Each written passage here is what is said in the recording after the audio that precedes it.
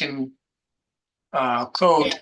It will ask confirmation after you put the button of YouTube recording. Right. Yeah. Because I do not use it often, so. Okay. Okay, so, but all of you, you know that there is a channel of DFI that you can see all the recording from all the times, and then there is the channel for our class that all of you can go inside and see each week all the recording. I don't need to publish it. It's already, when we finish this class, it's already, I just put a V or something in a tablet, and it's on the YouTube. And if there is a problem to be in the Zoom, so you can see it on live on YouTube too. So it's either here or either there.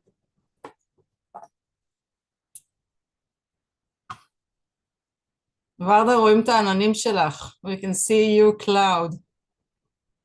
Very good. You like it? Yeah, those clouds are wonderful. I can change every day another photo. אלי, אורלה, אורית, היי.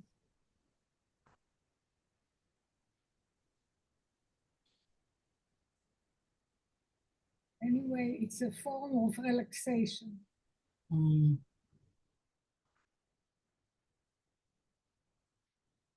Hi, Kanti. Hello, good evening. Good evening, all of you.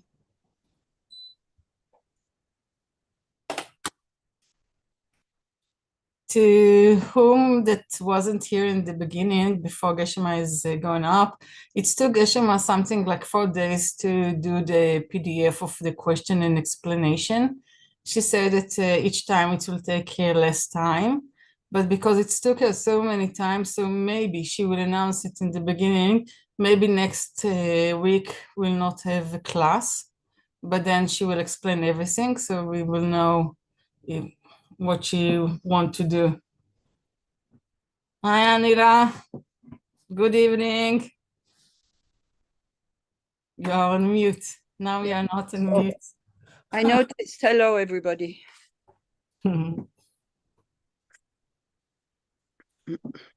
I just said before that everything here is a recording on the cloud.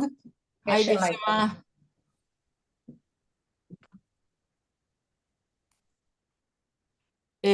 All the things that we are learning here in other group, it's recording on a YouTube channel. So each time, if you are not available in the time that we're doing the Zoom, you can go and see it on the YouTube or after it.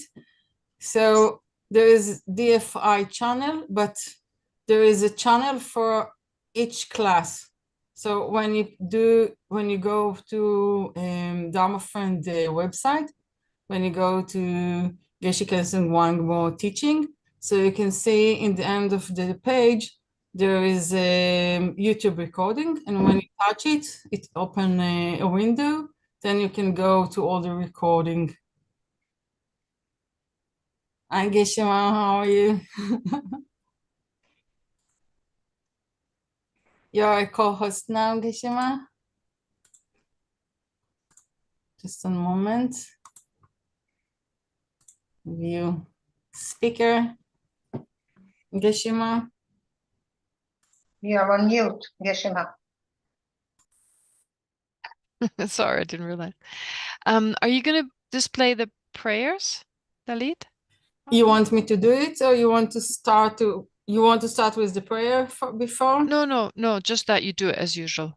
Okay. One thing less to pay attention to. Okay, great.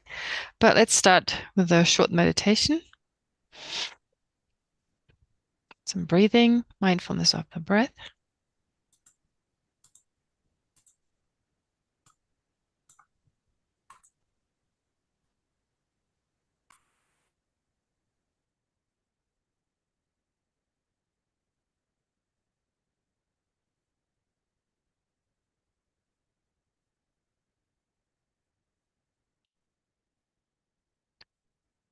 And then visualize Buddha Shakyamuni, who's inseparable from Nāgārjuna, inseparable from your Lama, appearing in the space in front of you, while you're surrounded by all sentient beings.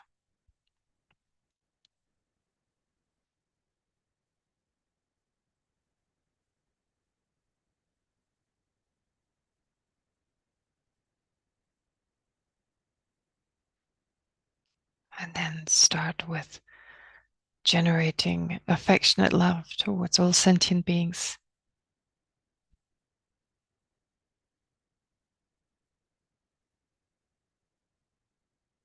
Focusing on the positive, the pure qualities of sentient beings.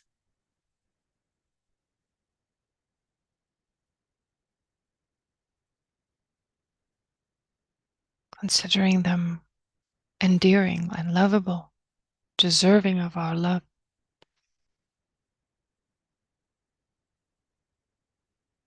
And generating a sense of closeness and affection.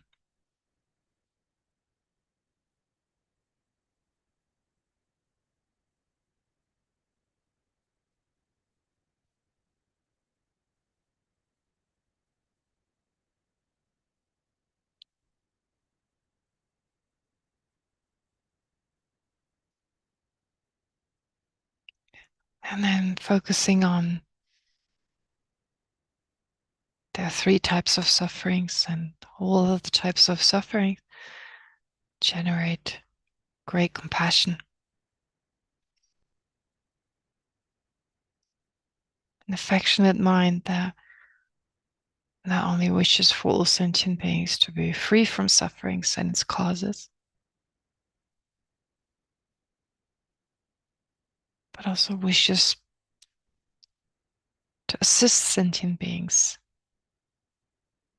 all sentient beings, in overcoming suffering and its causes.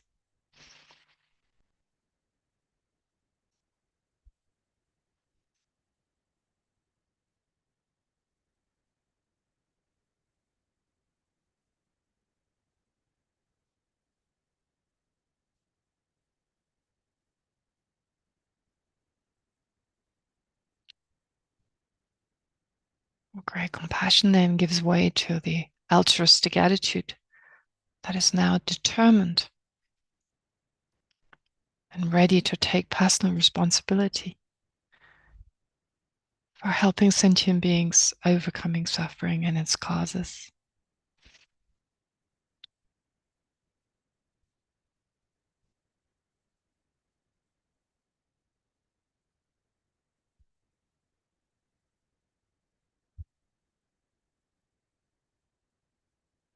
To be able to accomplish that, generate bodhicitta, the sincere aspiration to attain the awakened state of a Buddha, to then be able most effectively to help sentient beings overcome their suffering and its causes.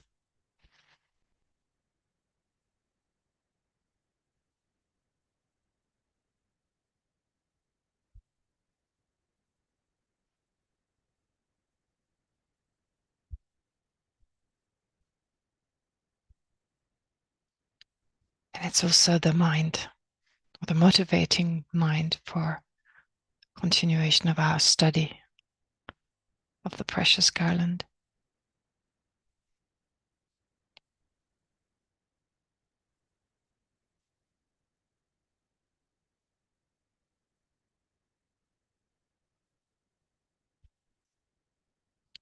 So while holding on to our motivation, let's recite the prayer.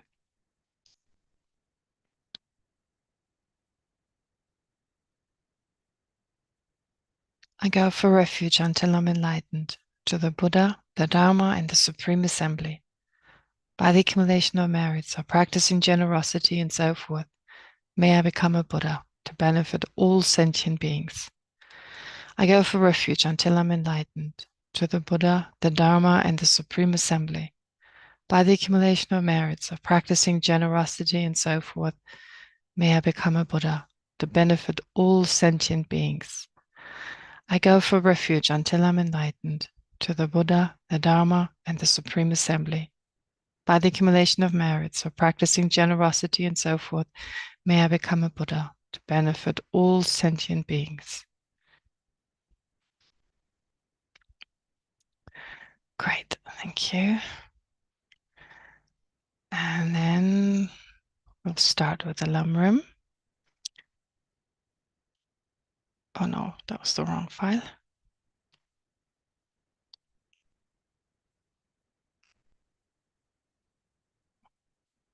Oh, here it is. Okay, so we're on page 6. The second point to consider as part of our month of death, or depending on how long we take, maybe even 2 months of death. So we've covered the first 3 of the 9-point death meditation, or the 9 rounds death meditation, coming to the conclusion we must practice the Dharma because, well, death is certain, and all that really benefits us when we pass on is Dharma. So the point is then, or the next thing to consider is the fact that not only is our death certain, but the time of death is uncertain. I guess that is even harder to realize. I mean, to a certain degree, well, I mean, yeah, that we do have a sense we're immortal many times. I mean, the way we plan ahead. But even worse is that we have no sense we could die tomorrow. And so these 3 points here give us a realistic sense that it could be over anytime. We should be ready because this could be our last day. So the first point is that there's no certainty of lifespan in our world. Of course, the lifespan, there's a general lifespan. Now, fortunately, we've got a longer lifespan than people had like 300-400 years ago. I don't know what was the average lifespan, but it was probably not more than 30 or 40 years. Of course, some people became older, but in general, they didn't live very long. So this lifespan has extended. It's longer now, but it's longer now, but still there's no certainty. So to remember, no matter how old we are, there's no guarantee. No matter how healthy we are, how strong we are, how well we eat and exercise, there's no guarantee. I mean, we're more likely to be healthy and maybe less likely to die of, I don't know, some food-related illness. I mean, not eating properly and so forth, based on that, or reliance on that. But still, there's just no certainty. And to go over that again and again. And of course, secondly, there are more chances of dying and less of remaining alive. I mean, if we think of all the causes of death, different viruses, different bacteria, so many illnesses that, well, even if there is a cure, still many people may die of them. So not everyone is cured by whatever medicine there is. And then, of course, there are plenty of diseases without a cure. And to remember those, to remember that anything could just kill us, any bug could kill us anytime, or an accident, or what else? Environmentally caused conditions, whatever. I mean, it's so dangerous, basically. We're surrounded by the danger of death at all times. And this is not just true for Israel, of course, but everywhere. I mean, this is true everywhere. Anything, the political situation could change anywhere in the world. So again, to remember, there's so many different ways in which we could die, and so many less circumstances to remain alive. And our body is extremely fragile. So it doesn't need much to get violently sick and eventually to stop breathing and to pass away. So again, to reflect on that as well. Our body is so fragile and incredible. I mean, certain movements we can't do. I mean, certain movements it's impossible to make, or there's such a limit in terms of how fast we can run or how long we can run. That doesn't mean it kills us, but just that shows how fragile it is. The amount of food we can eat, too much is not okay, too little is not okay. So this balance is extremely important, which is why it's not surprising that our body is extremely fragile. So anyway, these are all some points to reflect on. Sincerely reflect on. Best would be in a meditative session or in a meditative setting, because then it just goes deeper and affects us on a more emotional level, so that it affects our actions as well. Keeps us aware of our own immortality. And be prepared, better prepared. Okay. Then there are some questions. Wait, let me look. Oh yeah, here are the questions. Okay. Now today they're not easy. Okay, let me just make it even a little bigger. Okay, is this big enough? Yeah, I think you can. Yep. Okay, great. Where's Shanti? I'm going to look for Shanti now. Where is Shanti? There she is. All right. Okay, so very philosophical questions. Is Buddhahood permanent? Why? Or if not, why not? Okay, so first of all, what do you mean with permanent, Shanti? How do you define permanent here? Not changing, not momentarily changing, not impermanent. All right. The only reason I'm asking is that sometimes in the scriptures, it is, well, the texts sometimes talk about, for instance, the Buddha himself as a person is permanent. But that doesn't literally mean that the Buddha doesn't change moment by moment. It's saying that the Buddha's qualities will not degenerate, will not get worse, will not be lost. So in that sense, sometimes the word Buddha permanent is meant. But just focusing on the traditional meaning of permanent, well, first of all, Buddhahood. What does Buddhahood really refer to? So I guess if you translate it into Tibetan, it literally would be like the state of a Buddha. I'd say that is permanent, the state of a Buddha. Enlightenment in the text, in some texts, it says enlightenment refers to the enlightened mind. I've seen that, like enlightened mind. So if you talk about enlightenment as the enlightened mind is impermanent, while the state of being a Buddha is permanent. So it's just that state. Or if you think of it as like the state within the absence of any obstructions, the state of absence of obstructions, afflictive and cognitive. In that sense, you could say, yeah, that's just permanent. Just as nirvana is permanent, it's explained to be permanent. It's just the absence of something. But then when you say the Buddha's mind is impermanent, well, that the Buddha is impermanent, I think, Buddha, like Buddha Shakyamuni, for instance, well, the Buddha interacts with other beings, and so therefore one day he talks to this person, the next day to someone else, depending on people's needs and so forth. So in that sense, it makes sense. The mind is changing. It's not degenerating, but it's changing. The Buddha is changing. But what about the Buddha's mind? Shanti, what do you think? The Buddha's mind. The Buddha's mind realizes all phenomena. It realizes everything. Right? Impermanent. It realizes, it's impermanent. So in what way is it impermanent? Why is it impermanent? If it realizes the same every day, right? Well, doesn't the Buddha's mind realize the same every day? it's really impermanent. It's changing depending on things change, situation change, object will change.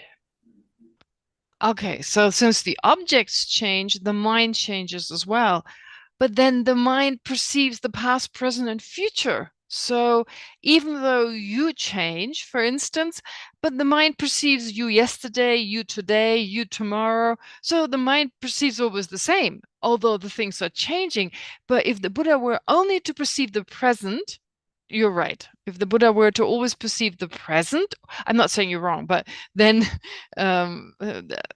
if it was just to say the present, then it's a little easier. Because, well, if the Buddha doesn't perceive the past, then only perceives what's going on right now. That has obviously changed. But the texts are very clear. The Buddha perceives all three times. So past, present, and future. Perceives Shanti yesterday and Shanti today and Shanti tomorrow, which would mean,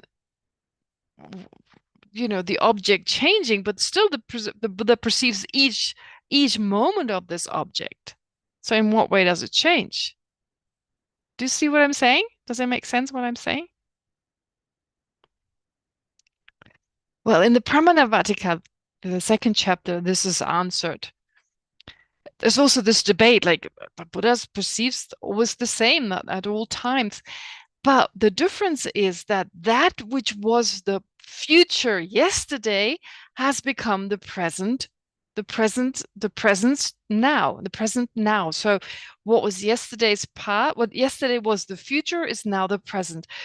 Therefore, there is a change, right? Seeing it as a present object or seeing it as a past object. Although the Buddha perceives yesterday's Shantis and today's Shanti and tomorrow's Shanti, all of these different moments of the person Shanti, but perceiving yesterday's Shanti as yesterday's Shanti in relation to now, and present Shanti as the Shanti right now in relation to today's time. And then, so in that sense, there's a change. Think about it. It's a little bit complicated. So just from that perspective, we can definitely say the object change, and if the object changes, the mind depends on the object to be a mind, therefore the mind changes as well. If you have any follow-up questions, you can always ask next time. And now a very difficult question. Nirvana is also said to be an ultimate truth, or even emptiness, according to the Prasangika school. Okay, so why is nirvana also? That's a very difficult, unique view of the Prasangika school. But I need to emphasize, not every, scholar or master of the Prasangika school would agree that nirvana is emptiness. Actually, to be more specific, when we talk about true cessations, a true cessation is accepted to be an ultimate truth. A true cessation. Now, just think back of the Four Noble Truth. Four Noble Truth. So you have what are called the third truth, true cessations. So independence on an antidote, more specifically, the mind that realizes emptiness directly, which is the direct antidote to any kind of affliction, to any kind of obstruction. Well, independence on that mind, when such an obstruction has been eliminated, that eliminated state is called a true cessation. That elimination is a true cessation.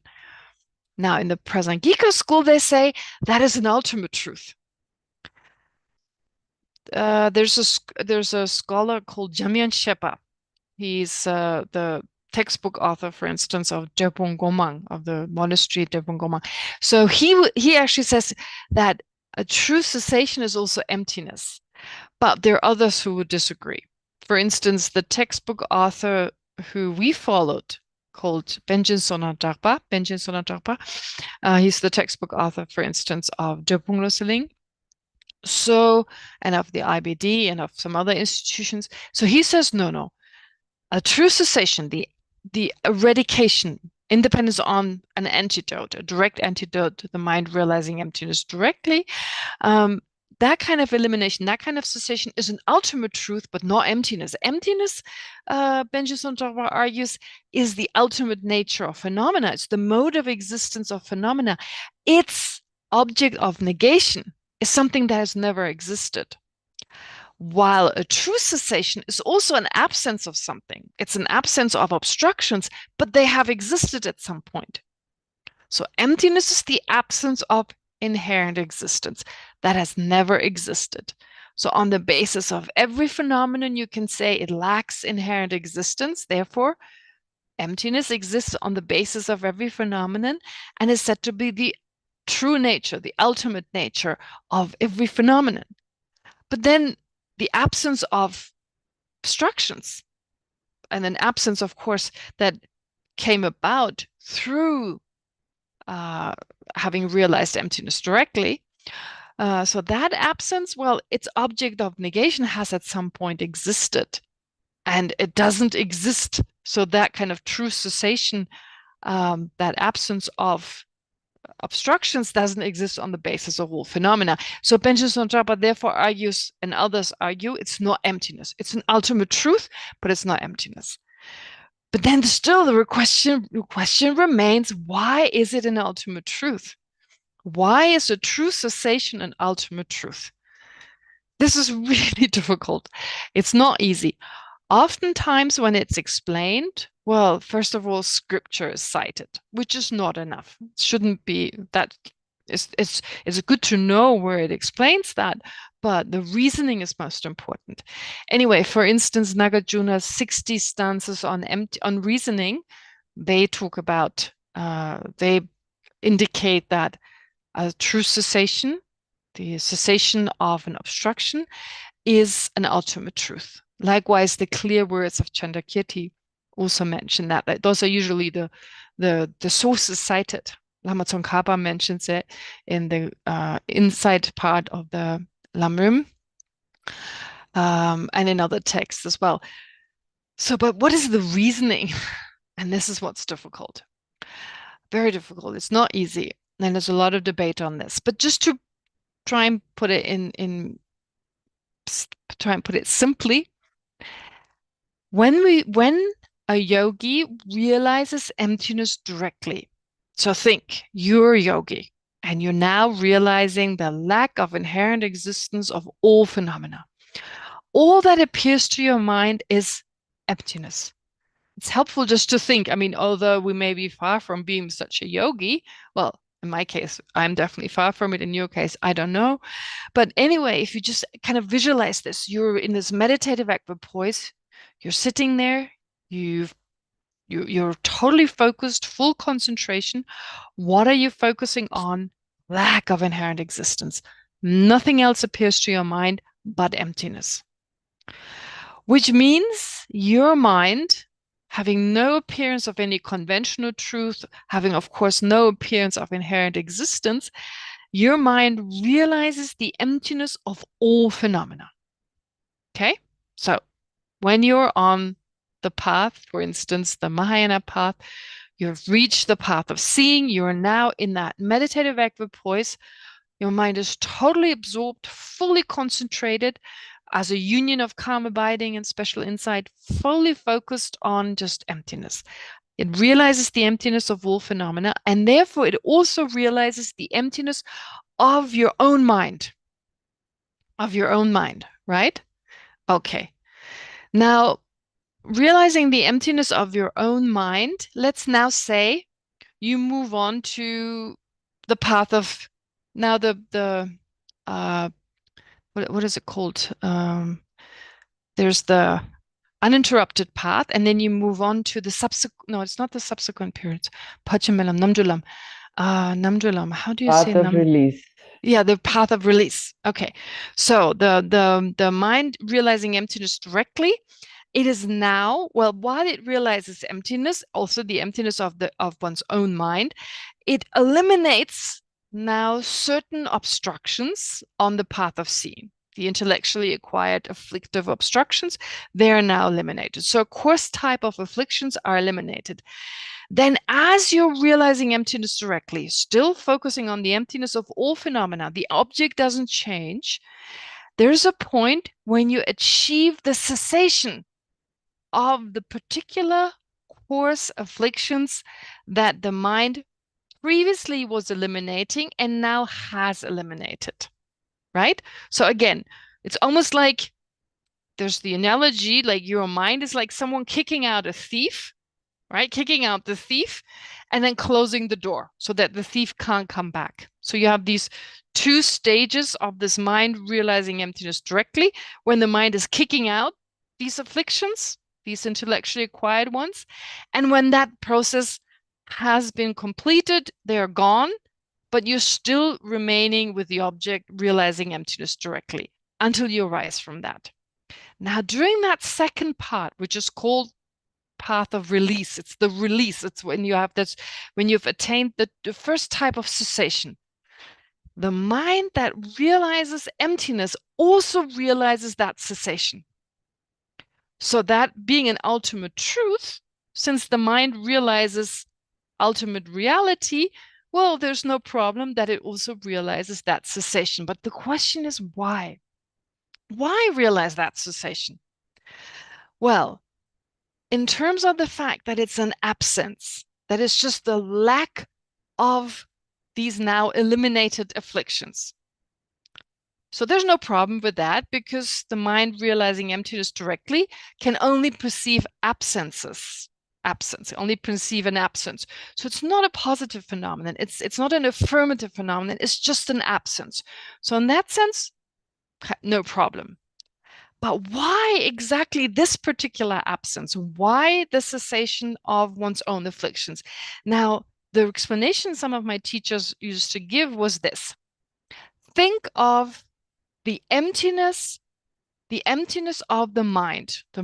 This particular meditative equipoise, as I mentioned earlier, realizes the emptiness of itself, of all phenomena. So it realizes the emptiness of all phenomena, therefore also the emptiness of that mind that is meditating. Without, of course, realizing the mind itself. That doesn't appear, but the emptiness does. So the analogy that's sometimes given is that this mind, the emptiness of that mind, is like the blue sky. It's like the blue, pure sky. So the emptiness is the sky. Well, the sky is kind of more like the mind, but the absence of, the blueness of the sky. There is actually no blue tint. It looks like there's a blue tint, but there isn't a blue tint. So the absence of this blue tint, it looks like a blue tent, like something, like a blue, whatever, parasol or tent. So the absence of that blue cover, that is like the emptiness of the mind. That blue cover has never existed. So the mind is empty of this blue cover. But previously there were clouds, certain clouds, the afflictions, these particular afflictions, now they're gone. So these particular afflictions, they're now gone from the mind. And by knowing the clarity of the sky that is free from this blue tint, it's free from although it appears there is this blue cover, but the absence of that, at the same time when you realize that, you also realize the absence of these particular clouds, because you can't separate this clear sky from the absence of the clouds in that clear sky. They're part and parcel. So that's a bit the argument here. It's a little difficult to understand the analogy and to now transfer it back, but it's basically saying you realize the lack of inherent existence of the mind, this absence of inherent existence that's never been there. But at the same time, as you realize that ultimate nature of the mind, you also realize now the absence of these afflictions which have come about by realizing emptiness. So that's the argument usually. You realize the lack of inherent existence of the mind, and because now this mind is also free from certain afflictions, while realizing that this mind is free from inherent existence, you also realize that it's free from these afflictions.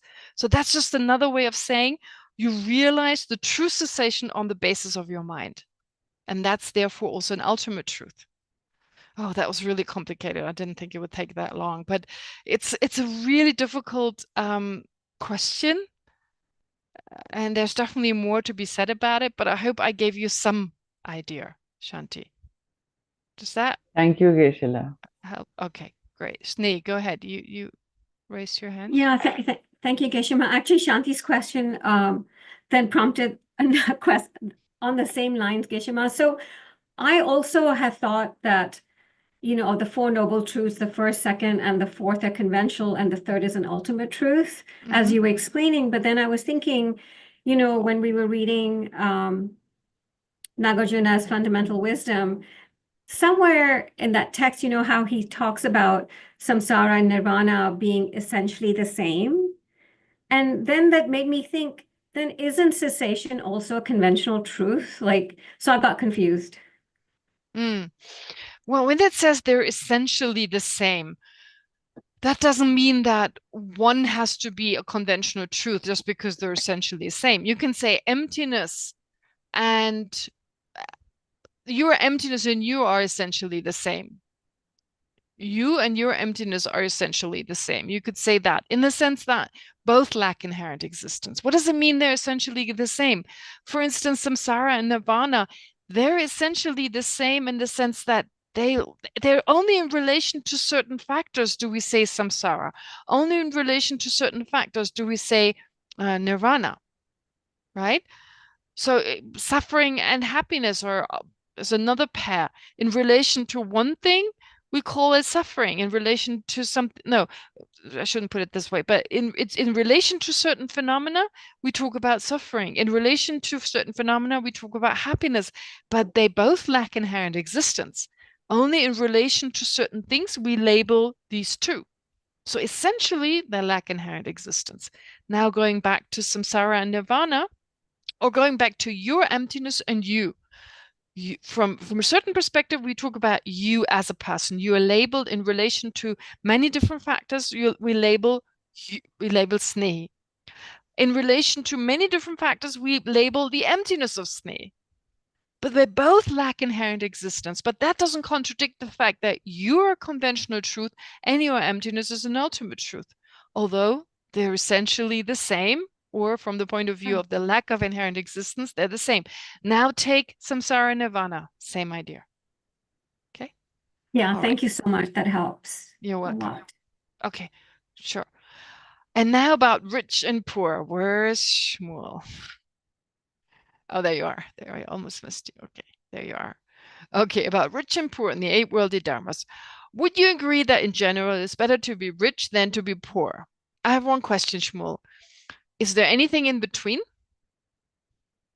Can you be neither rich nor poor? Yes. Okay. So is it better to be rich than to be poor? All right. It depends on, okay, so it's all relative, right? Rich and poor.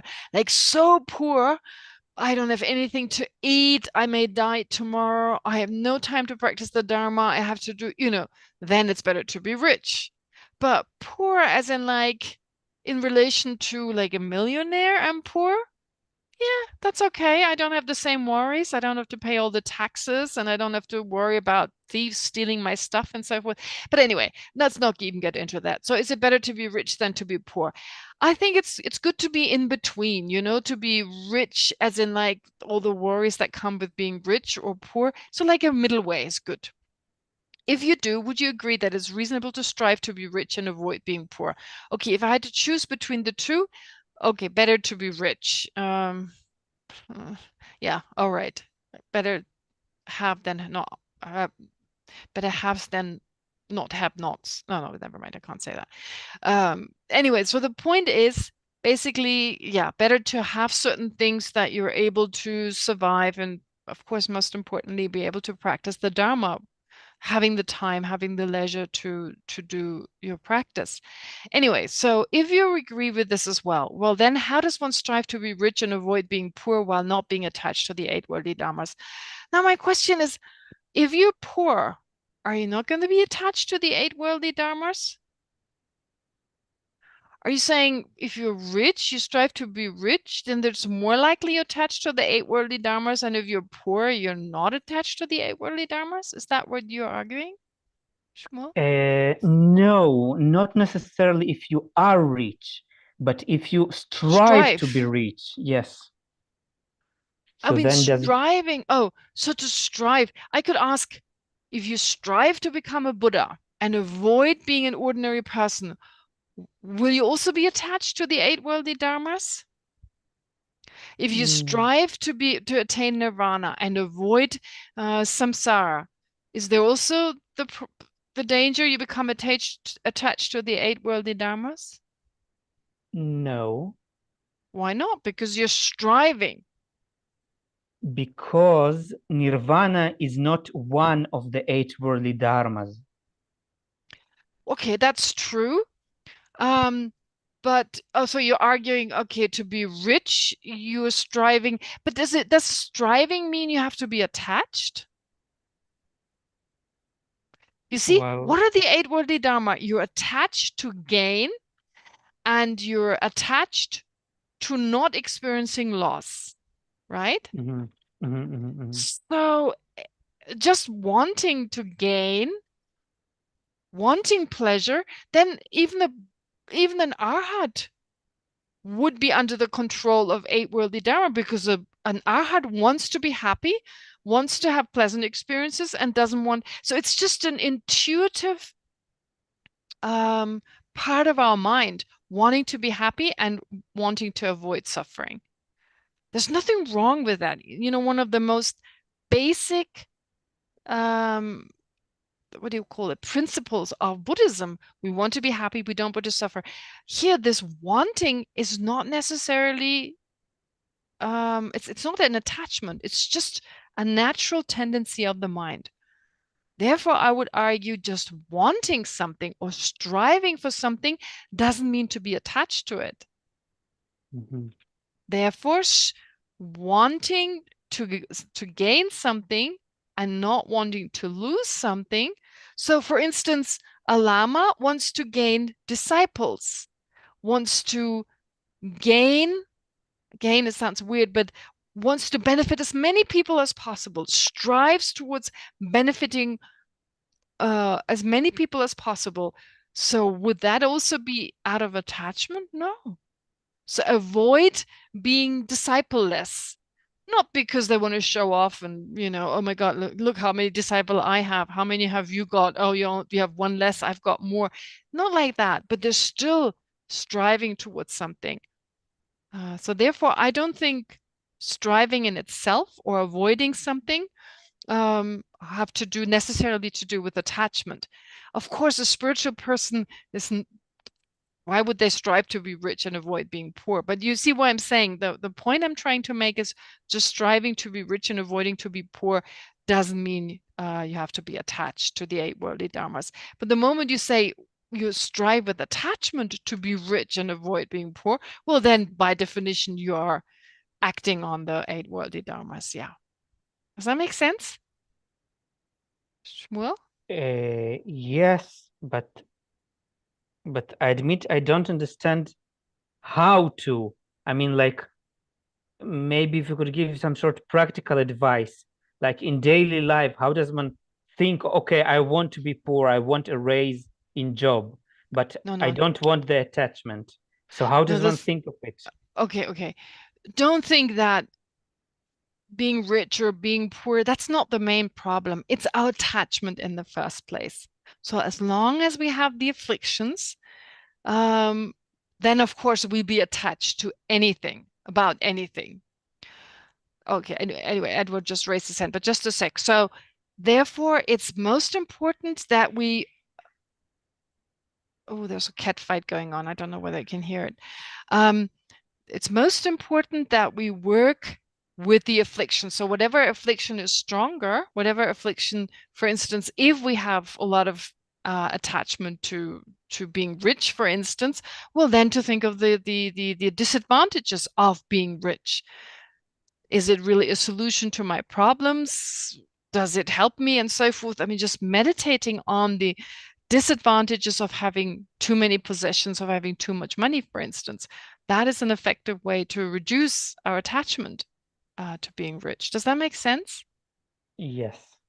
So basically, it's a matter of checking, what is my strongest attachment?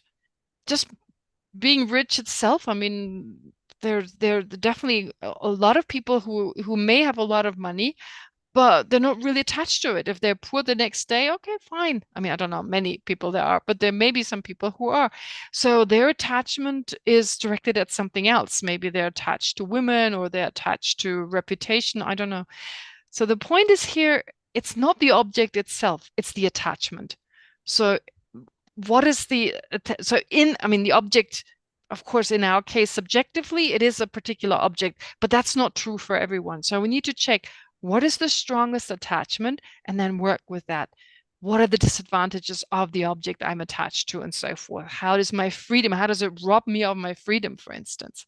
Edward, you wanted to say something to that?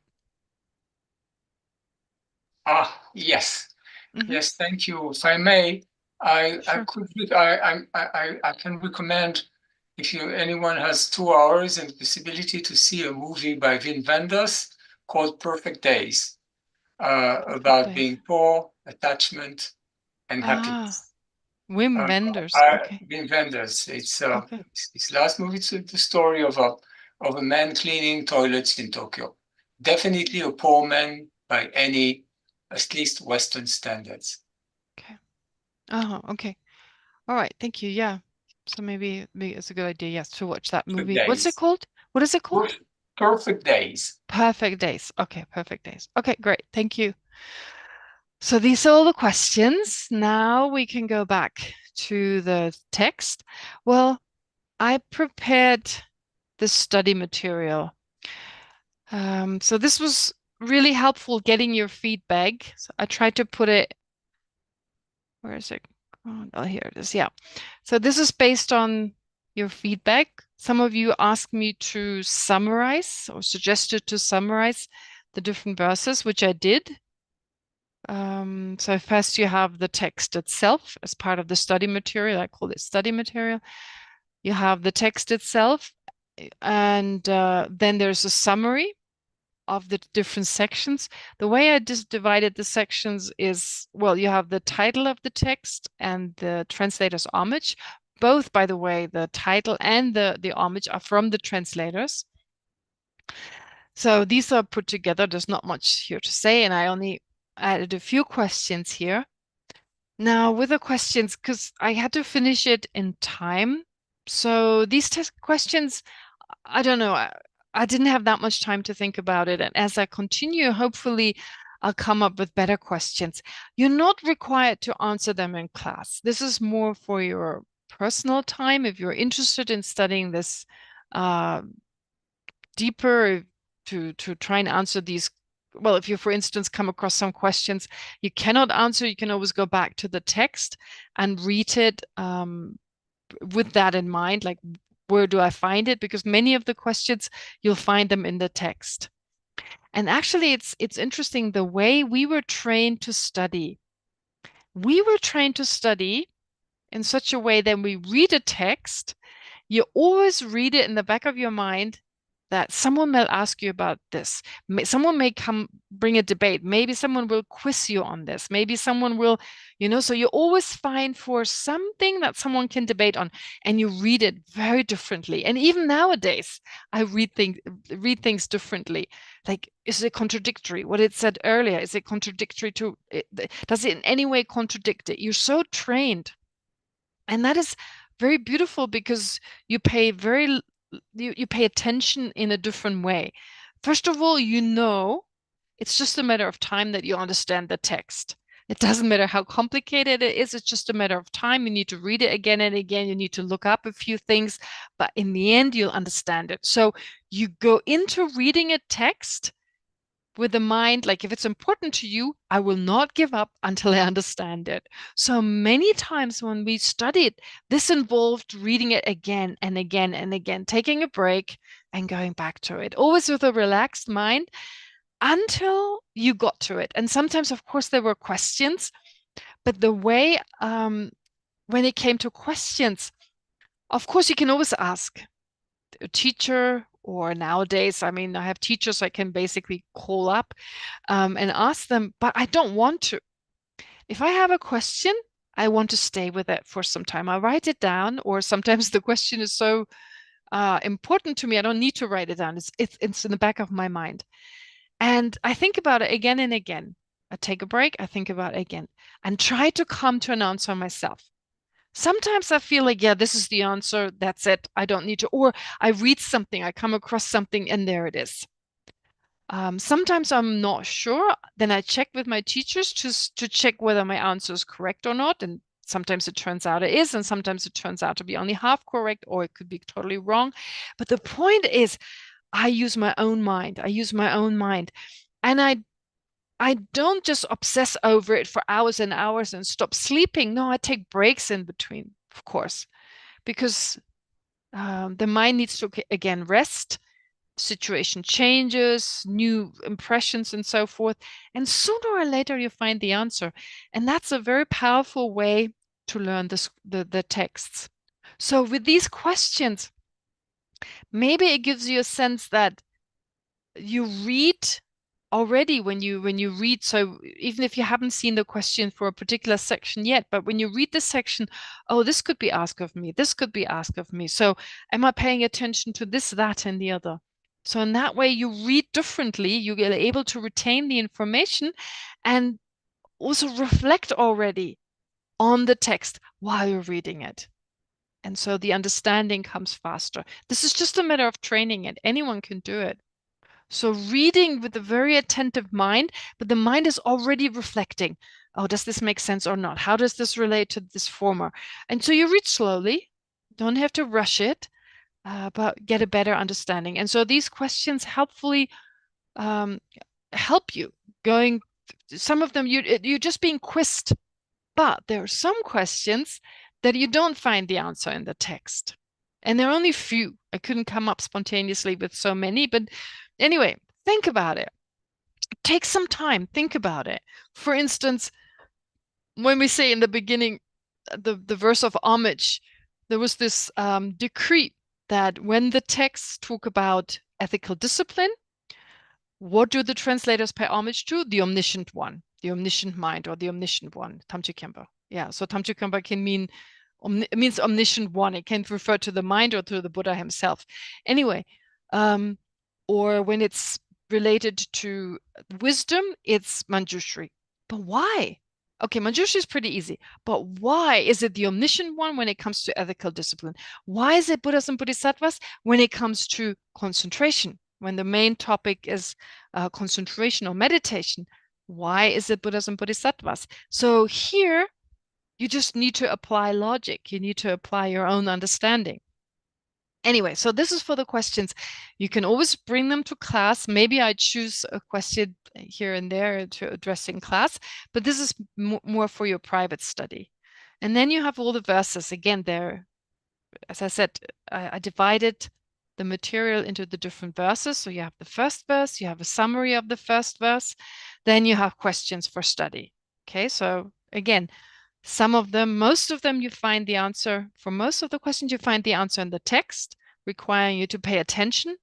But there's some questions that you just have to think yourself. For instance, question number 9. And then the same is true for verse 2. Again, there's a summary. Then the questions. Okay, and then verse 3. We got to verse, did we come to verse 3? Oh, no, not yet. Okay, but I'm already at verse 3. Okay, so like I said last time, your input is so helpful. Sorry, today I'm a little bit chatty, but your input is so helpful because I can make improvements. So this was Snei. Well, you asked for one question. You ended up having more than one. And then the 3 people I asked Gila, Leora, and Gunther. And that was just because I have your contacts. Anyone else, if you have any input, please let me know. Any feedback, in particular to improve the text, not any feedback, but any suggestions for improving things, changing things, whether I can really adopt it, that's a different matter, but that would be helpful.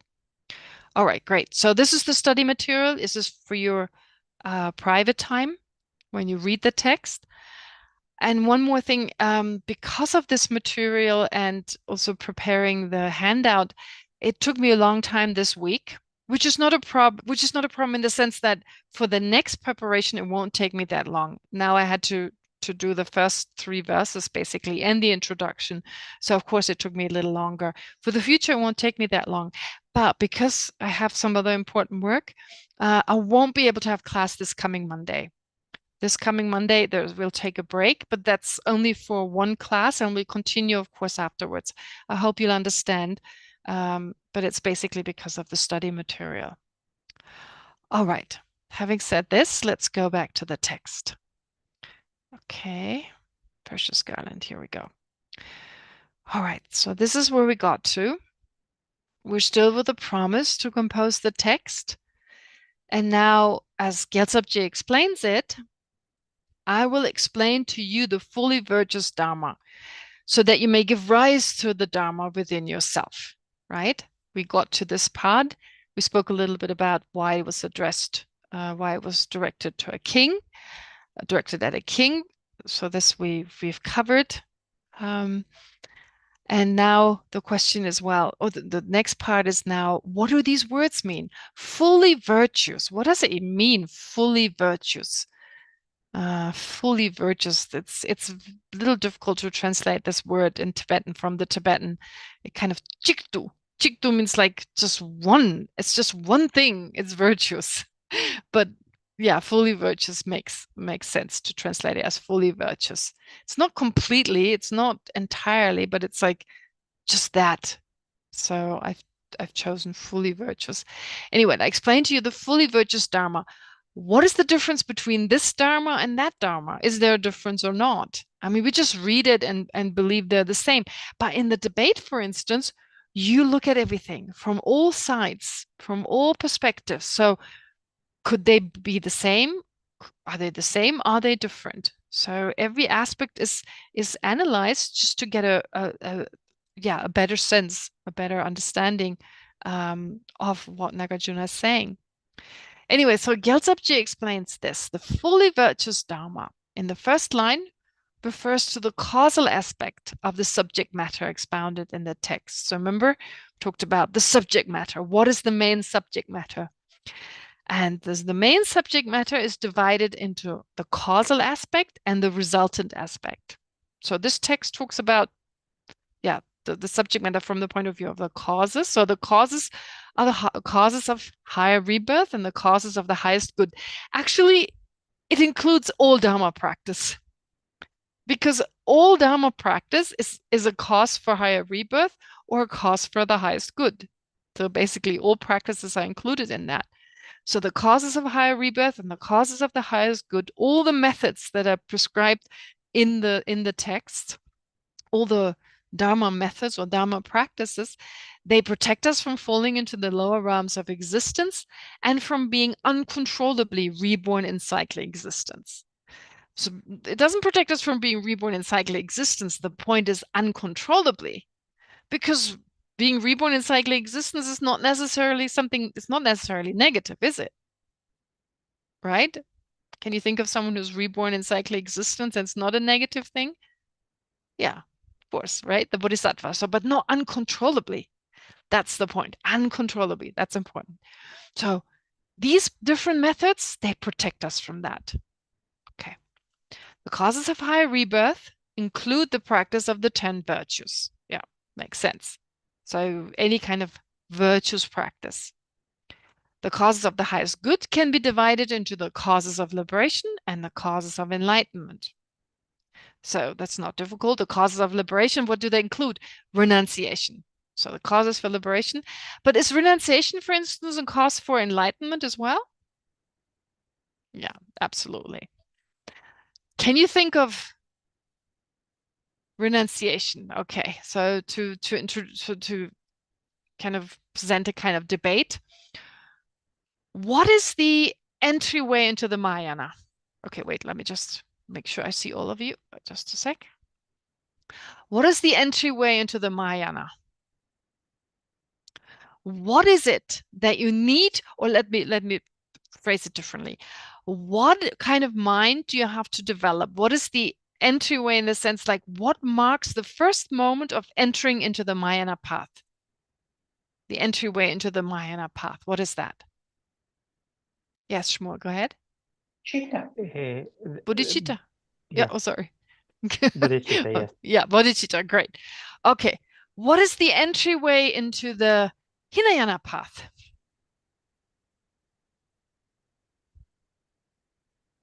Shmuel, you're still raising.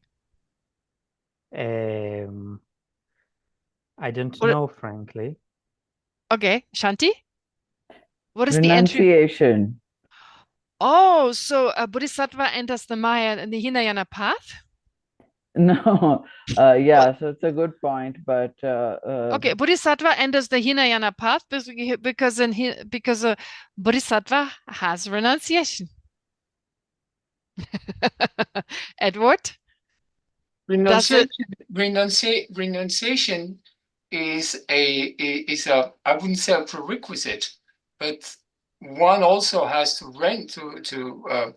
I had the word a few seconds ago, it just went away. Bodhicitta bodhicitta is required to go on the Mahayana path, but renunciation is a condition. Okay, It's also a condition. No, Edward, the thing is this, in the text, something that is considered very important is the criterion for entering the Mahayana path, the criterion for entering the Hinayana path, right? Sorry for using the words Hinayana, Mahayana. It's just easier than fundamental vehicle. It's just a little longer. So think of universal vehicle, Mahayana, fundamental vehicle or foundational vehicle, Hinayana. So what is the criterion? What is that mind? What is the kind of mind that is responsible? So for entering the Mahayana path, for instance, so we've heard it's bodhicitta. You agree on that, right? So now we need something similar, a similar kind of a mind that is similar to the Mahayana path, to the criterion for the Mahayana path, in that it's the criterion, but this time for the Hinayana path. What would that be? So we've heard renunciation. That's what it says in the texts, right?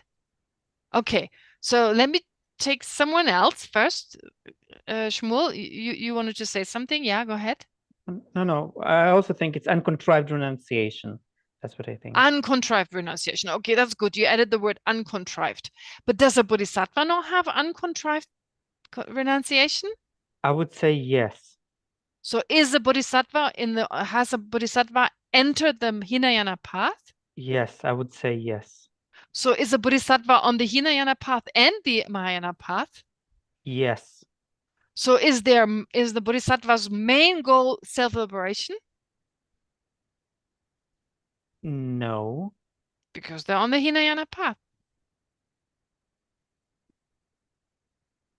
Okay, Edward? Well, you need to ask renunciation from what? From samsara, from nirvana? Okay, so renunciation. Well, what is, you said it's renunciation. So what is renunciation then? How do you define from samsara? It's how do you define renunciation? The wish to get out. The wish to get out. Oh my God! So I want to get out of my room because it smells. Do I have renunciation? Because I want to get out. Well, it depends. You can say you have renunciation to get out from your room, but when you say renunciation is the criterion to enter the Hinayana path, then that's not enough, because otherwise, if I wanted to get out of my room, that's what I added samsara, renunciation from samsara, and the bodhisattva is from both, from samsara and nirvana. Okay, so you're saying a bodhisattva. So, but if you have the wish to get out of samsara, you also have if you have the wish to get out of samsara, you enter the Hinayana path, right? Be careful. But if it's from both, trying to cheat, I'm trying to trick you. Yeah, that's what I'm saying. If it's from both, then I guess not. All right. So if you have both, you have one. If you have the renunciation, to be free from samsara in nirvana, you also have the renunciation for samsara, which means you enter the Hinayana path. Well, it's basically like connection flights. If you want to go to Paris through, let's say, Rome, then, the bodhisattva goes to Paris and the Arhat goes to Rome. But in order to get to Paris, he needs to also go through Rome. Okay.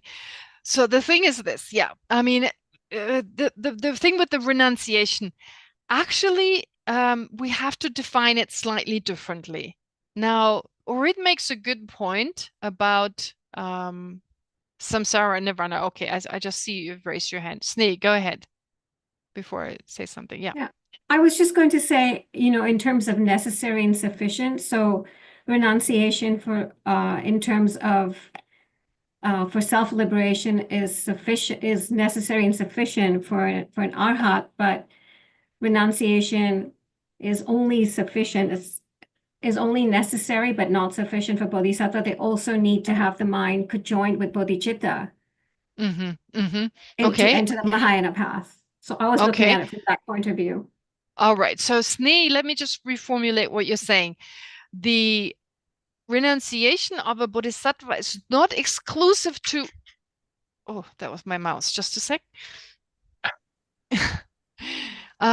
So what you're saying is that the renunciation of a bodhisattva is not exclusive to self-liberation. It's not exclusive. It's not the wish to become self-liberated. Is that what you're saying? A bodhisattva wants to overcome samsara, but not just for their own benefit. Correct. Okay. So, yeah. Edouard, what do you want to say? Yes, I would. Wouldn't it? Is it at all possible to achieve bodhicitta without renunciation? I mean, yeah.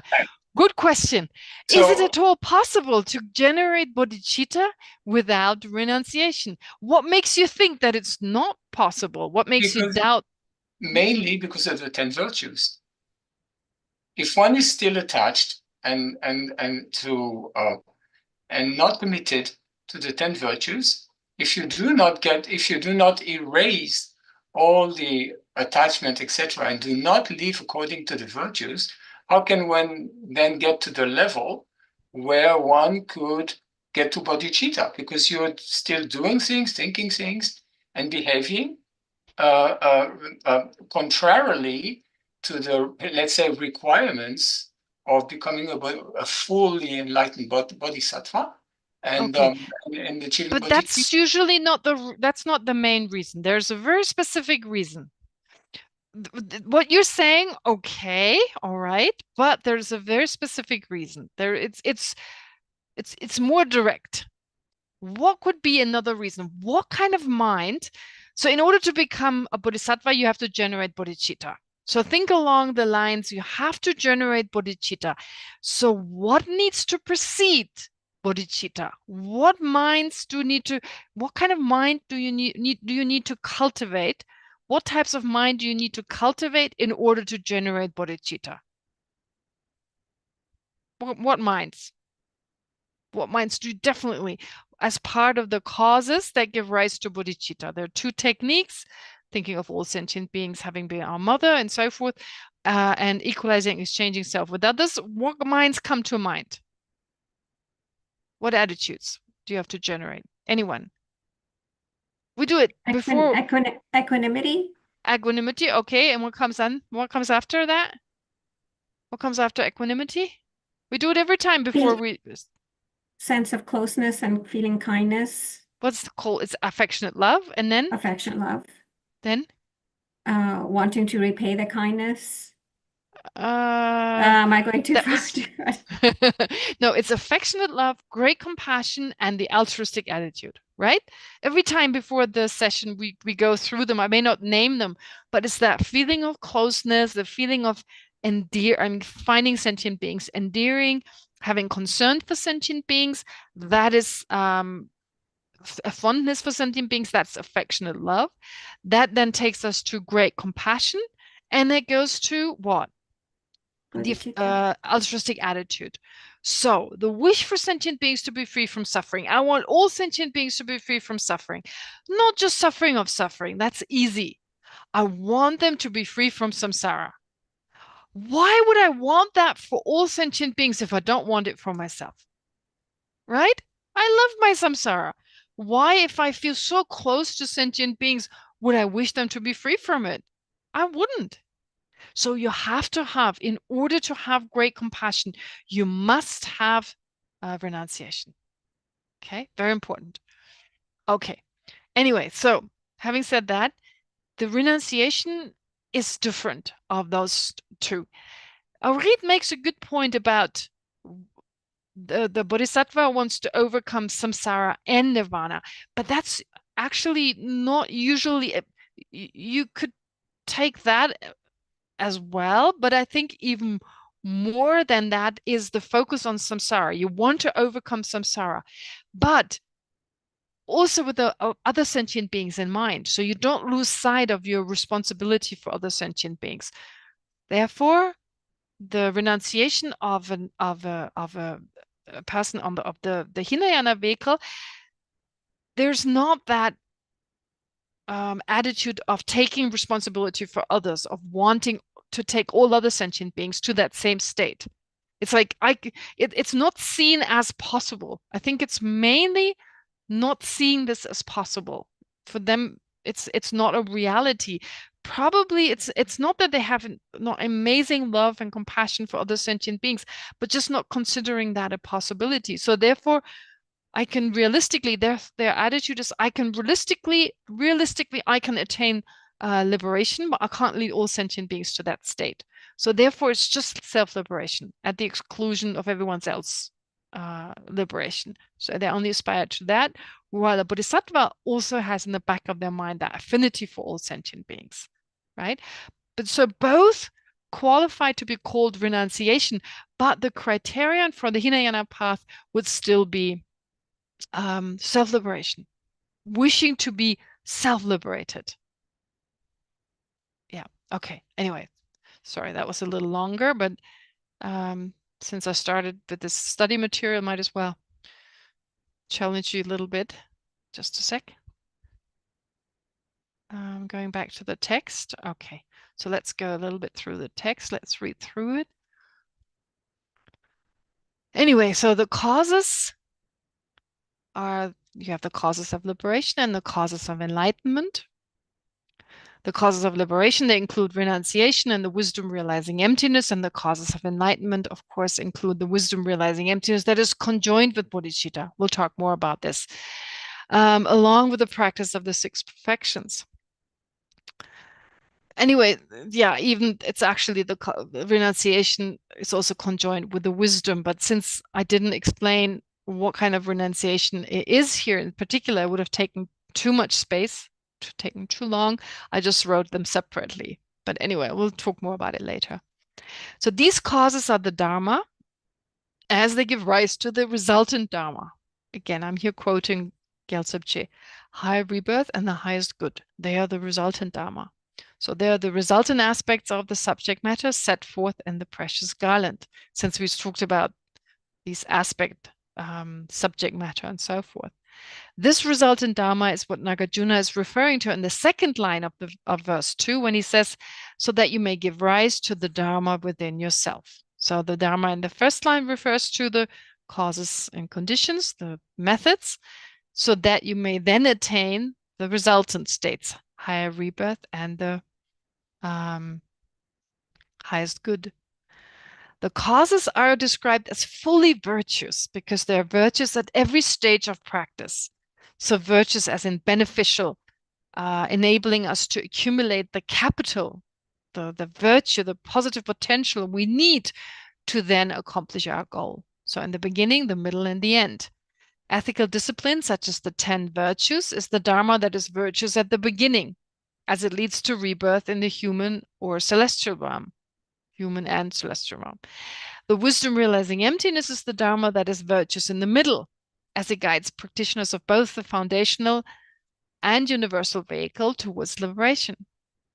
And the wisdom realizing emptiness is conjoined with bodhicitta, along with the practice of the six perfections, the Dharma that is virtuous at the end, as it leads to the ultimate goal of enlightenment. All right, so that's pretty straightforward. So beginning, middle, and end is basically the way the Lamrim is also divided into 3 sections. Okay. So the reason why Nāgārjuna, why does he teach the verses of the text to the king? Previously, we heard there were benefits because the king is a lay person. Also, our similarity, the similarity between us and the king in terms, well, if you're a lay person, then as a lay person living with a lot of luxury, engaging a lot of worldly activities and all that. But this is not the actual reason why Nāgārjuna taught it. It's a benefit, it's a side effect, a positive one.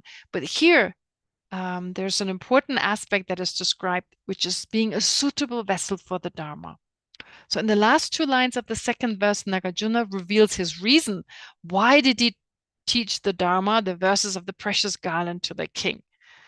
He indicates that he actually said those who are suitable vessels for the Dharma and for this text in particular will engage with its teachings by studying, reflecting, and meditating upon them. He doesn't say it directly, but it's indicated by that, and also explained in the commentaries, which will lead to the eventual accomplishment of the Dharma through the attainment of high realizations and profound insight. So in other words, he's saying someone who's a suitable vessel, they can actually wholeheartedly and really successfully practice the Dharma.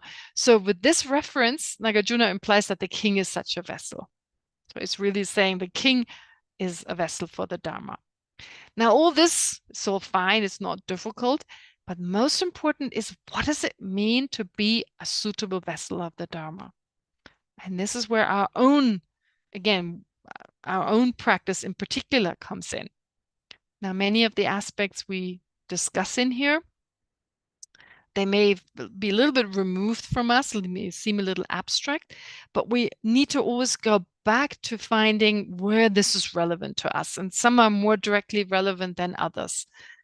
Renunciation, the discussion we had before, we also want to generate renunciation, but of course the type of renunciation that leaves the possibility for others. So not just self-liberation, but liberation, including a type of, renunciation that also includes other sentient beings. So again, that is also helpful for us.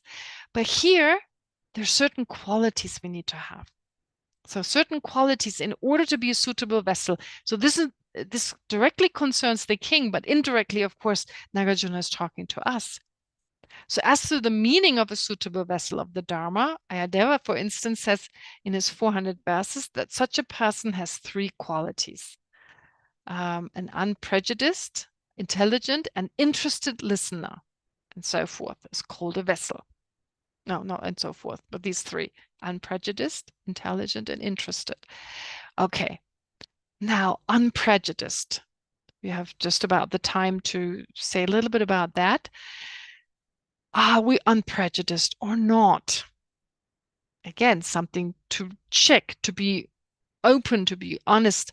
Are we free from attachment to our own views and aversion towards those of others? Very important qualities.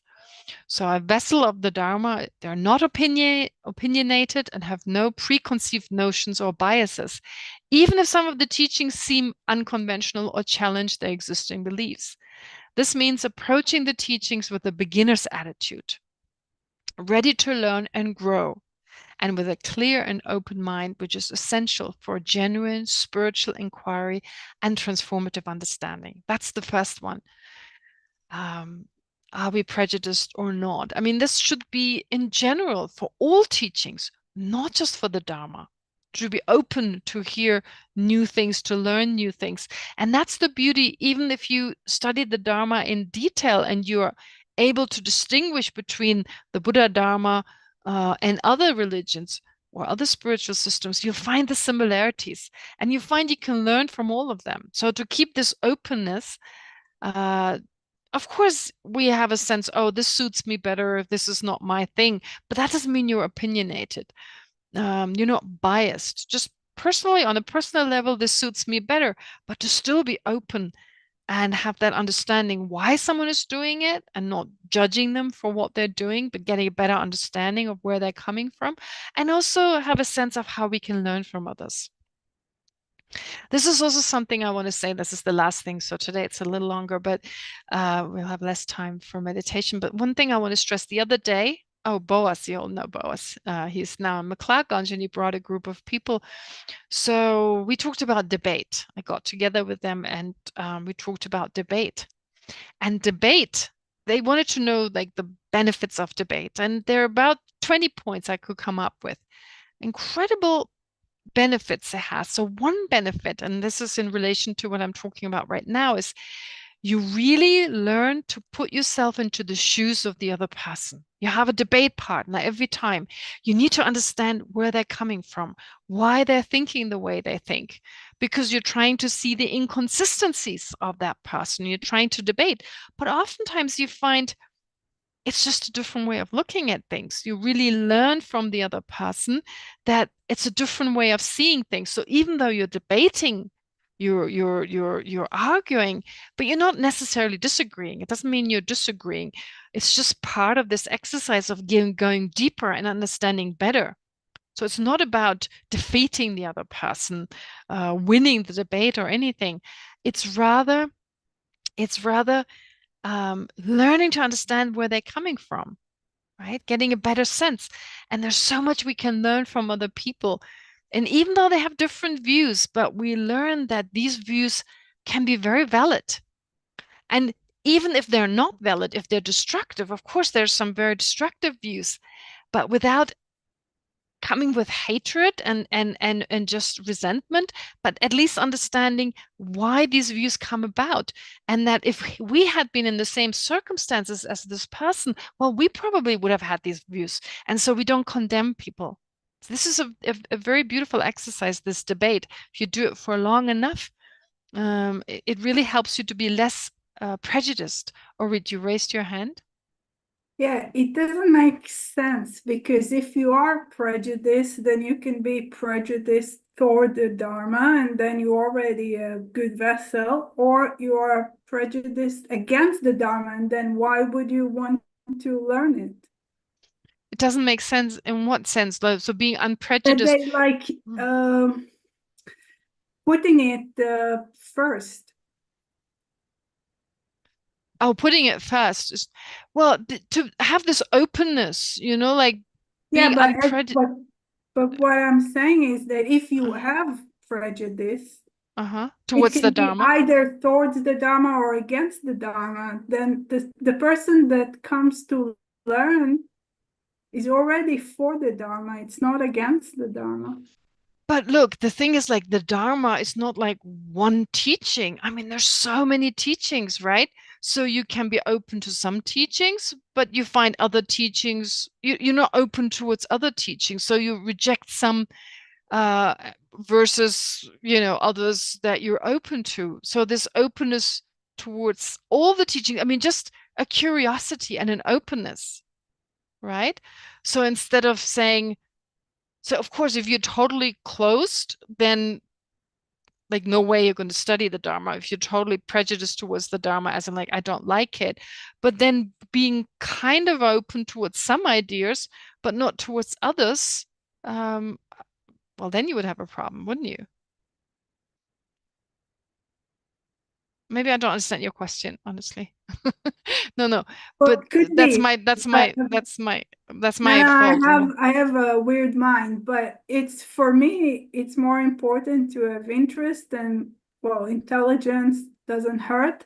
But I'm prejudiced, it seems, then of course, if you come to study something or you want to learn something, then you're not against it. So why waste one of the 3 spots on? Oh, so you're saying this is not necessary to mention this. Yeah. Anyway, if a person is but wouldn't the argument that you could be prejudiced towards some teachings or to some aspects, because then you're already studying them, and if you are not for the other one, then you don't go to that class. Let's say that you have now with the Olympic that you can watch the swimming or the athletics or tennis or whatever. Then if you don't have any interest or let's say prejudice towards some sport and something against the other, then anyway, you would watch what you like or what you want. So prejudice, I don't get it. I mean, the interest, yes, the intelligence, yes, but.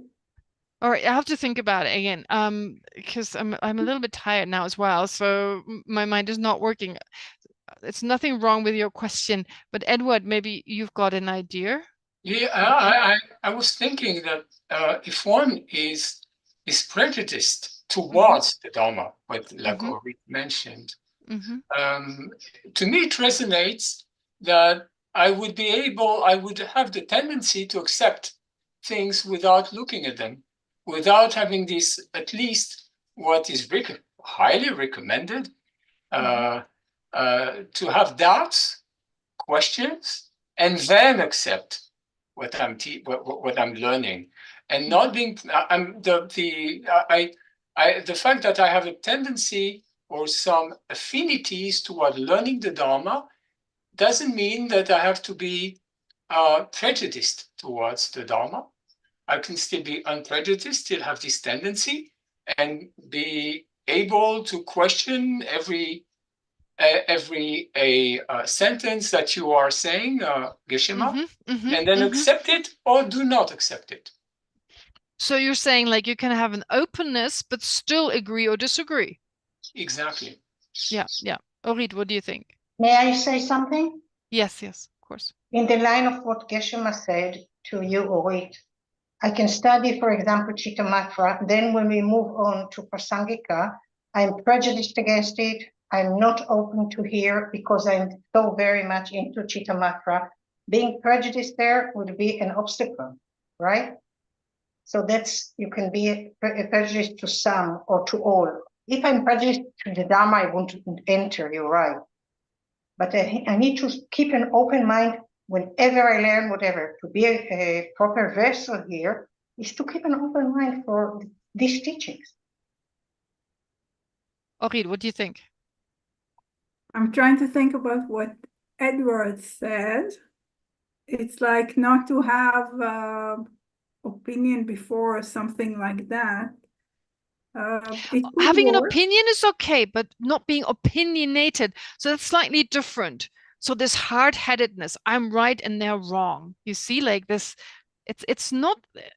I think Edward put it really nicely when he said, like, you know that this is not the right thing for you, or you don't agree with it, but it's not like this close-mindedness just because for no reason other than this was not my view before, this is not my religion or whatever, this is not my thing, or this is not my philosophy, as Leora put it.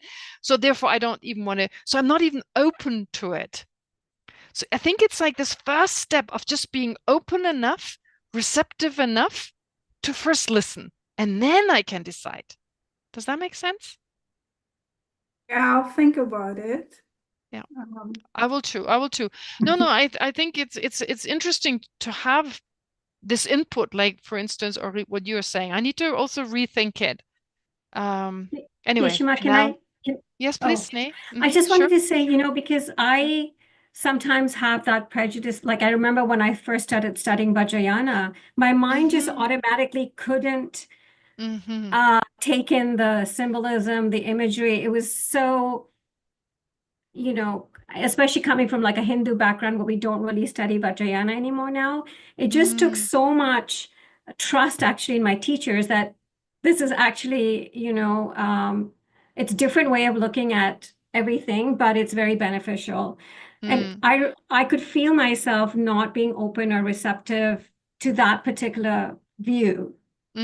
It's interesting you bring this up because a lot of people feel that way with the Vajrayana. And I had a similar experience when I first came to the Dharma, because I grew up with some friends who always played this fantasy game. I wasn't part of this group because I wasn't into fantasy games, but they always played this fantasy game.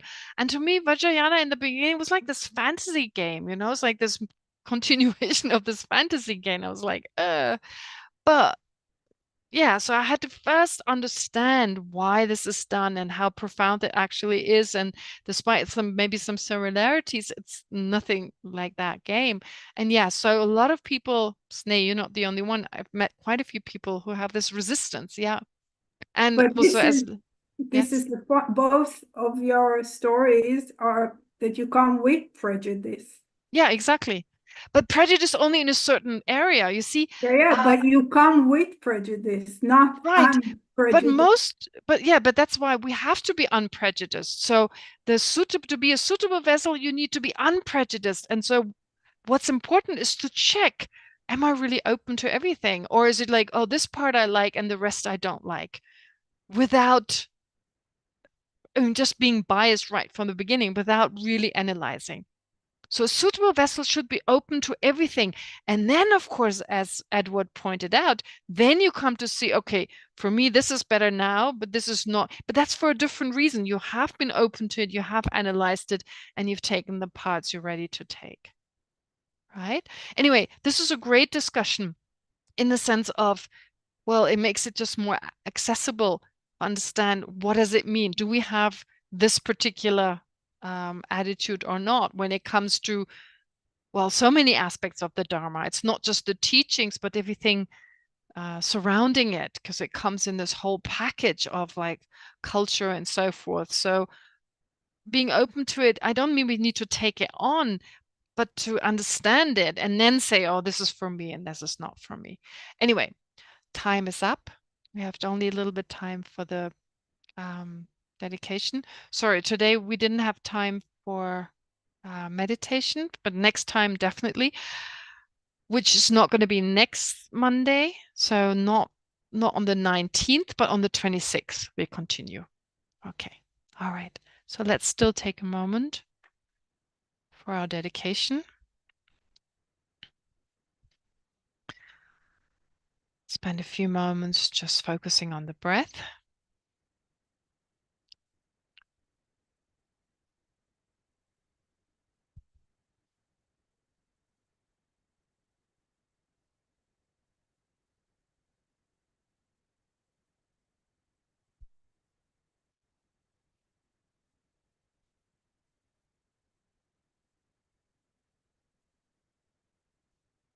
And then to make sure whatever positive potential we've accumulated today does not get lost or gets wasted.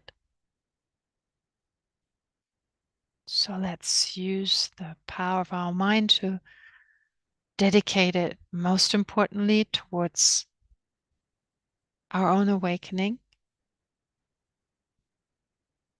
So may we become fully enlightened for the benefit of each and every sentient being.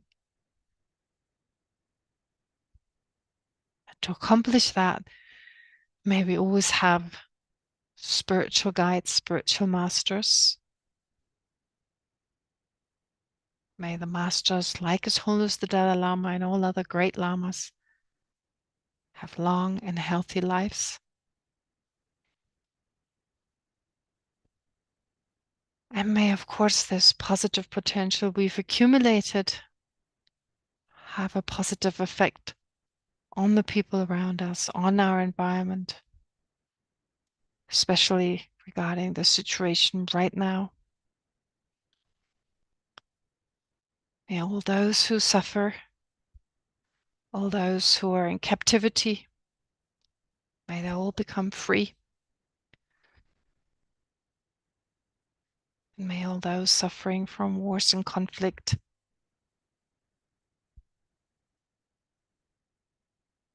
be free from their sufferings, their worries,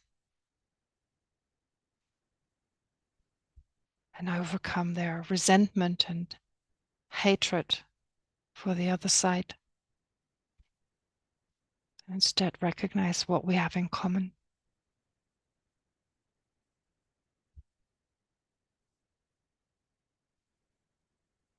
So with this in mind, let's recite the dedication prayers.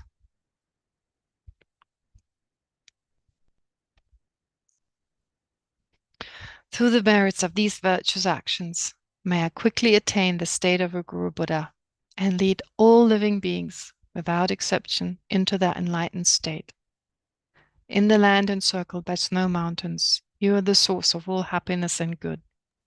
All-powerful Chenrezig Denzin Gyatso, please remain until samsara ends.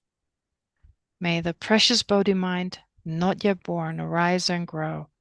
May that born have no decline, but increase forevermore.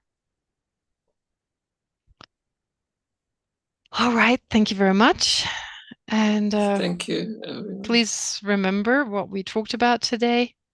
Death. We started with death.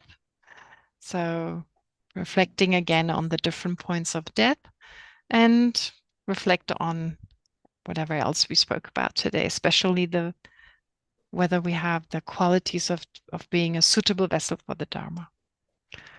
All right. Have a Yeah, great thank you, everyone. 2 weeks and Thank you, see you DFI. again on the Thank you, 26th. Geshe-ma.